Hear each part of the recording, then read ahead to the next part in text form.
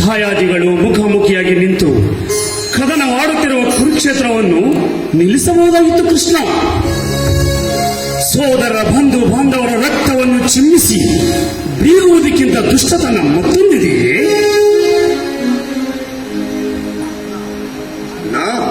ಇದೇನು ನೀನಾಡುವ ಮಾತು? ಓ ದುರ್ಯೋಧನ, ನಮಗೆ ಕೊಡಬಹುದಾದ ಕಷ್ಟವನ್ನು ಕೊಟ್ಟಿದ್ದಾನೆ, ಮಾಡಬಹುದಾದ ಅಪಮಾನವನ್ನು ಮಾಡಿದ್ದಾನೆ. ಅದನ್ನು ನೀನು ಇಷ್ಟು ಬೇಗ ಮರೆತು ಬಿಟ್ಟಿಯ? ನಮ್ಮನ್ನು ವನವಾಸಕ್ಕೆ ಹಟ್ಟಿ ಅಣ್ಣನ ನಿಲಯತೆ ಗತಿಲತೆಯ ಮಾಡಿದ್ದನ್ನು ಎಷ್ಟು ಬೇಗ ಮರೆಯಲು ಹೇಗೆ ಸಾಧ್ಯ? ದ್ರೌಪದಿಯ ವಸ್ತ್ರಪಾರ ಮಾಡುತ್ತಿದ್ದಾಗ ಯಾವ ಷಂಡನು ಸುಮ್ಮನಿರುತ್ತಿರಲಿಲ್ಲ. ಈ ನಮ್ಮ ಅಣ್ಣನ ಮನೋಭಾವವೇ ನಮ್ಮನ್ನು ಷಂಡರಿಗಿಂತ ಕಡಿಯಾಗಿ ಮಾಡಿದ್ದು ದುರ್ಯೋಧನ ಸ್ಥಾನದಲ್ಲಿ. ಹೊರಗಿನ ಮನೆಯಲ್ಲಿ ನಮ್ಮ ಸಜೀವ ದಹನಕ್ಕೆ ಪ್ರಯತ್ನಿಸಿದ ಪಿತೂರಿಗೆ ಉತ್ತರ ಕೊಡುವ ಕಾಲ ಬಂದಿದೆ.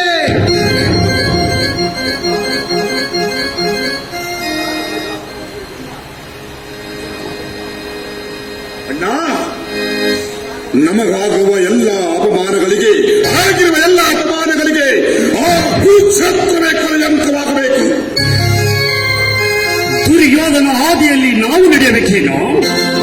ಏನಾದರೂ ಅವರು ನಮ್ಮ ರಕ್ತ ಸಂಬಂಧಿಗಳಲ್ಲವೇ? ತಾತನಾದ ಭೀಷ್ಮನನ್ನು, ಗುರುಗಳಾದ ದ್ರೋಣಾಚಾರ್ಯನನ್ನು ರಣರಂಗದಲ್ಲಿ ಹತ್ಯೆ ಮಾಡುವುದಕ್ಕಿಂತ ಘೋರವಾದ ಪಾತಕ ಯಾವುದಿದೆ? ಸಹೋದರರ ಎರಡು ಪಕ್ಷಗಳ ಮಾಡಿ ಹೊಡೆದಾಡಿ ನೆಗಿಡಾಗಬೇಕೇ? ಯುಧಿಷ್ಠಿರ, ನಿನ್ನ ಮನಸ್ಸಿನ ಅಳುಕನ್ನು ದೂರ ಮಾಡು. ಇದು ದಾಯಾದಿಗಳ ಜಗಳವಲ್ಲ, ಧರ್ಮದ ಮುಖಾಮುಖಿ, ನ್ಯಾಯದ ನೇರ ಸಂಘರ್ಷ.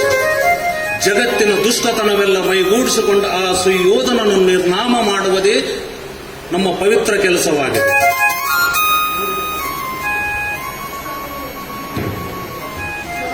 ದುಶ್ಯಾಸನನ್ನು ಧೂಳಿಪಟ ಮಾಡುವುದೇ ಪವಿತ್ರ ಕೆಲಸ. ಈ ಪ್ರಪಂಚದಲ್ಲಿ ಸಜ್ಜನಿಕ ಸದ್ಭಾವನೆಗಳಿಂದ ಬೆಳೆದು ಲೋಕ ಕಲ್ಯಾಣವಾಗಬೇಕಾದರೆ ದುರ್ಜನರನ್ನು ಹುಟ್ಟಡುಕಿಸುವುದೇ ಅನಿವಾರ್ಯ. ಅದಾವ ಶಕ್ತಿ ಹೇಳ ಹೆಸರಿಲ್ಲದಂತೆ ನಿರ್ಮಾಣವಾಗುತ್ತಿರುವ ವೇದಿಕೆಯೇ ಕುರುಕ್ಷೇತ್ರ. ಬಂದಿರುವ ಕಂಟಕವನ್ನು ಕಳೆದುಕೊಳ್ಳಲು ಯುದ್ಧದಲ್ಲಿ ಹೋರಾಡುವುದೊಂದೇ ಮಾರ್ಗ. ಹೃದಯಹೀನನಾದ ಸುಯೋಧನನನ್ನು ಯಾವುದೇ ರೀತಿ ರಿಯಾಯಿತಿ ಕೊಡುವುದು ನಮ್ಮ ಮನೋದೌರ್ಬಲ್ಯವಾಗುತ್ತದೆ. ಇದು ಕೇವಲ ದುರ್ಯೋಧನ ದುಶ್ಯಾಸನ ಪ್ರಶ್ನೆ ಅಲ್ಲ ಕೃಷ್ಣ, ಸಹಸ್ರಾರು ಮುಗ್ಧರ ಹಸುಳೆಗಳ ತಾಯಂದಿರ ಪ್ರಶ್ನೆ. ಇದು ಮಾನವೀಯ ಪ್ರಶ್ನೆಯೂ ಹೌದು. ಸಜ್ಜನರು ಮುಕ್ತರು ಸುರಕ್ಷಿತವಾಗಿರಬೇಕಾದರೆ ಅದಕ್ಕೆ ಅಡ್ಡಿ ಇದ್ದವರು ಮೊದಲು ಇಲ್ಲವಾಗಬೇಕು. ಸರಿಯಾದನ್ನು ಹೇಳಿದ ಕೃಷ್ಣ. ಈ ಸಂದರ್ಭದಲ್ಲಿ ದುರ್ಯೋಧನ ಬಗ್ಗೆ ಮೃದುವಾಗಿ ಮಾತನಾಡುವುದು ಸರ್ವನಾಶಕ್ಕೆ ಕಾರಣವಾದಿತು. ಹೌದಣ್ಣ, ಈ ಕೃಷ್ಣನು ನಮ್ಮನ್ನು ಸರ್ವ ಕಷ್ಟಕಾಲದಲ್ಲಿ ಕಾಪಾಡಿದಂತ ಫಲವತ್ವನು. ಅವನು ಹಾಕಿದ ಗೆರೆಯನ್ನು ದಾಟುವುದು ನಮ್ಮ ದುರಂತಕ್ಕೆ ಮೂಲವಾಗುತ್ತದೆ. ಎಚ್ಚರಿಕೆ! ವಿನಾಶಕ್ಕಾಗಿ ಇಷ್ಟೊಂದು ಭಯವಾಗುವೆಂಬುದೇ ನನಗೆ ಚಿಂತೆ. ಯುಧಿಷ್ಠಿರ, ವಿನಾಶವಿಲ್ಲದೆ ಸೃಷ್ಟಿಯಿಲ್ಲ. ಆದ್ದರಿಂದ ಹೊಸ ಸೃಷ್ಟಿಗಾಗಿ ನಾವು ಅನುಭವಿಸಬೇಕಾದ ಪ್ರಸವ ವೇದನೆ, ಸತ್ಯದ ಗೆಲುವಿಗಾಗಿ ನಡೆಯುವ ಹೋರಾಟ. ಕೌರವರ ಪಕ್ಷ ಬಲ ದೊಡ್ಡದು. ಅದಕ್ಕೆ ಸರಿ ಸಮಾನವಾದ ಶಕ್ತಿಯನ್ನು ಸಂಘಟಿಸುವುದು ಬಿಟ್ಟು ಹೀಗೆ ತಲೆಯ ಮೇಲೆ ಕೈ ಹೊತ್ತು ಕುಳಿತುಕೊಂಡರೆ ಹೇಗೆ? ಏಕಲವ್ಯನು ಕೌರವ ಕಡೆ ಸೇರುವ ಸೂಚನೆಗಳಿವೆ. ರಣರಂಗದಲ್ಲಿ ಏಕಲವ್ಯನನ್ನು ಎದುರಿಸಲು ಅರ್ಜುನನಿಂದ ಮಾತ್ರ ಸಾಧ್ಯ. ಸಮಬಲವಾದ ಕರ್ಣನನ್ನು ಏಕಲವ್ಯನನ್ನು ಎದುರಿಸಲು ಅರ್ಜುನನಿಂದ ಕಷ್ಟ ಸಾಧ್ಯವಾಗುತ್ತದೆ. ಕೃಷ್ಣ, ಏಕಲವ್ಯನ ಮಾತು ನನಗಿರಲಿ. ಅಡವಿಯಲ್ಲಿ ಗದ್ದೆಗಳನ್ನು ತಿಂದು ಬದುಕಿರುವ ಕವಿ ಮಾನವರ ಬಗ್ಗೆ ನಾವ್ಯಾವುದೇ ಕಾರಣಕ್ಕೆ ಭಯಪಡುವ ಕಾರಣವಿಲ್ಲ.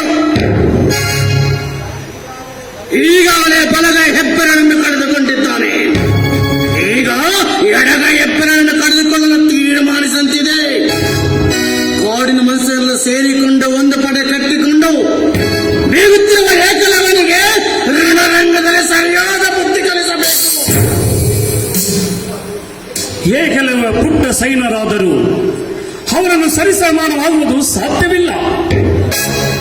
ಕೃಷಿಕರ ವಿಧವೆಗೆ ಸಂಬಂಧವಾಗಿ ಅವರು ಬೆಂಬಲವಾಗಿ ನಿಂತರೆ ನಮಗೆ ಆಪತ್ತು ತಪ್ಪಿದ್ದೂ ಅಲ್ಲ.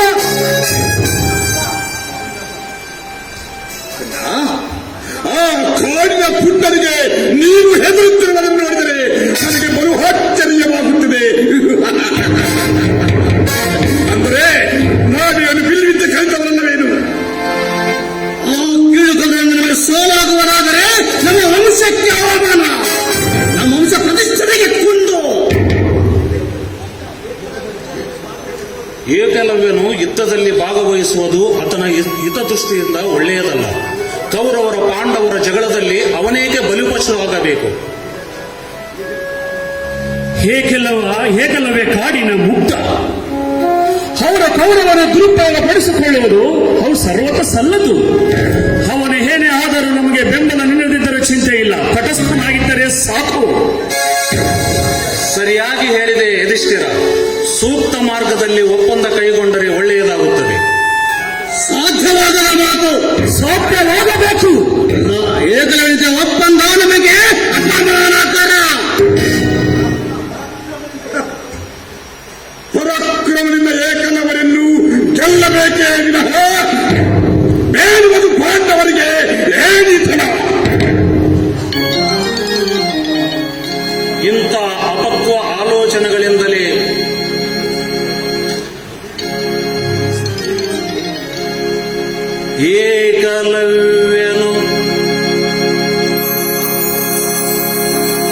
ಏಕಲವ್ಯನವ ಶಿವನವತಾರದಲ್ಲಿ ಜನಿಸಿದನು. ಏಕಲವ್ಯನವ ಶಿವನವತಾರದಲ್ಲಿ ಜನಿಸಿದನು. ಕೋದಂಡಧರನಿಗೂ ಮಿಗಿಲಾದ ಶೂರನವನು.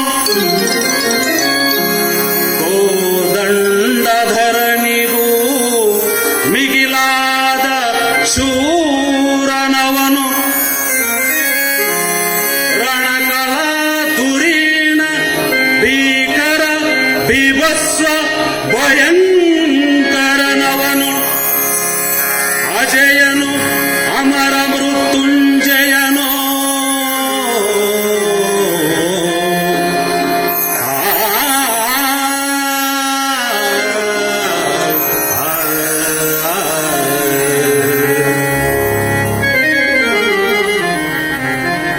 ಉತ್ಸಾಹ ಬರದಲ್ಲಿ ಮಾತನಾಡಬೇಡಿ. ನಿಮ್ಮ ಶಕ್ತಿ ಸಾಮರ್ಥ್ಯದ ಬಗ್ಗೆ ನನಗೆ ಅಪನಂಬಿಕೆ ಇಲ್ಲ. ಆದರೆ ನಿಮ್ಮ ಗುರಿ ಏಕಲವ್ಯ ಅಲ್ಲ.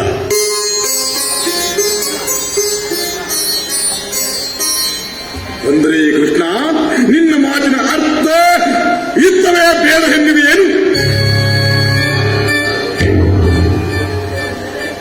ಯುದ್ಧವೆಂದರೆ ಬರೇ ಹತ್ಯೆ ಅಲ್ಲ, ಸಂಧಾನವೂ ಅದರ ಒಂದು ಭಾಗ. ಕಾಳಗ ಬಂದರೆ ಬರೇ ನುಗ್ಗುವುದಲ್ಲ, ಅಸಹಾಯಕ ಸ್ಥಿತಿಯಲ್ಲಿದ್ದಾಗ ಹಿಮ್ಮೆಟ್ಟುವುದು, ತಪ್ಪಿಸಿಕೊಳ್ಳುವುದು ಒಂದು ಕುತಂತ್ರ. ಹಾಗಾದ್ರೆ ಏಕಲವ್ಯನ ಒಪ್ಪಂದ ಸಾಧ್ಯವೇ ಕೃಷ್ಣ? ಏಕಾಗಬಾರದು, ಸಾಧ್ಯವಾಗಬೇಕು. ಅದು ಅರ್ಜುನನಿಂದ ಮಾತ್ರ ಸಾಧ್ಯ. ಪಾಂಡವರಲ್ಲಿ ದ್ವೇಷ ಸಾಧಿಸಲು ಏಕಲವ್ಯನಿಗೆ ಕಾರಣವೇನಿಲ್ಲ. ಆದರೆ ಅರ್ಜುನನ ಮೇಲೆ ಅಪಾರವಾದ ಸಿಟ್ಟಿದೆ. ಅದು ಹೆಬ್ಬೆರಳಿನ ಕಾರಣಕ್ಕಾಗಿ. ಸ್ವತಃ ಅರ್ಜುನನೇ ಹೋಗಿ ಏಕಲವ್ಯನನ್ನು ಮಾತನಾಡಿಸಿದರೆ ಏಕಲವ್ಯನು ಖಂಡಿತವಾಗಿ ಒಪ್ಪಿಕೊಳ್ಳುತ್ತಾನೆ. ಇದು ನನ್ನಿಂದ ಸಾಧ್ಯವಾಗದ ಮಾತು ಕೃಷ್ಣ. ಅರ್ಜುನ, ನಿನ್ನ ಹುಡುಗ ಬುದ್ಧಿಯ ಕಾರಣಕ್ಕೆ ನಿನ್ನ ಪ್ರತಿಕಾರವಾಗುತ್ತದೆ. ಈ ನಿನ್ನ ವರ್ತನೆ ಸರಿಯಾಗಿಲ್ಲವೇ? ಅಂದರೆ ನಿನ್ನ ಮಾತಿನ ಪ್ರಕಾರ ನಾನು ಏಕಲವ್ಯನಲ್ಲಿ ಹೋಗಿ ಕ್ಷಮೆಯನ್ನು ಯಾಚಿಸಬೇಕೇನು? ಹೌದು. ಮೂರು ಲೋಕದ ಕಂಡ ಅಪ್ರತಿಮ ಪರಾಕ್ರಮಿ ನಾನು ಅಲ್ಲ ಎಂದು ಹೇಳಿಕೊಳ್ಳಬೇಕೇನು? ಏಕಲವ್ಯನ ನಿರಾಕರಿಸಿದಾಗಲೇ ಅವನನ್ನು ಕ್ಷಮೆ ಕೇಳಿದ್ದಲ್ಲವೇ ಅರ್ಜುನ? ಅದೇ ಇನ್ನೊಂದು ಬಾರಿ ಕೇಳಿದರೆ ತಪ್ಪೇನಿದೆ? ಈ ಒಂದು ಸಣ್ಣ ಕೆಲಸಕ್ಕೆ ನಮಗಾಗುವ ದೊಡ್ಡ ಲಾಭವಿದೆ.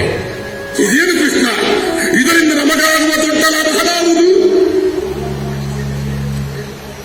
ಅವನು ನಮ್ಮ ಪಕ್ಷ ಸೇರದಿರಬಹುದು, ಆದರೆ ತಟಸ್ಥನಾಗಿದ್ದರೆ ಸಾಕು. ಹೇಗೆಲ್ಲವೇ ಬುದ್ಧಿವಂತನಾದರೂ ಸಾಕು. ಅವನು ಖಂಡಿತವಾಗೂ ಒಪ್ಪುತ್ತಾನೆ. ಕೃಷ್ಣನ ಮಾತು ಸುಳ್ಳಾಗಲಾರದು.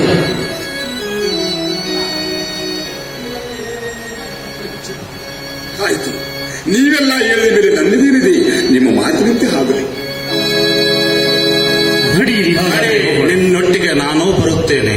ಕುರುಕುಲ ಸಂಹಾರಗೆ ಅವತಾರ, ಕುರುಕುಲ ಸಂಹಾರಗೆ ಅವತಾರ, ಧರ್ಮನ ವಿಜಯೋ ಅಧರ್ಮನ ವಿಜಯೋ, ಧರ್ಮನ ವಿಜಯೋ ಅಧರ್ಮನ ವಿಜಯೋ, ಮರ್ಮವನರಿಯಲಿ ಜನ ಸಮುದಾಯಕ್ಕೆ ಗುರುಕುಲ ಸಂಹಾರಗೆ ಅವತಾರ, ಗುರುಕುಲ ಸಂಹಾರಗೆ ಅವತಾರ.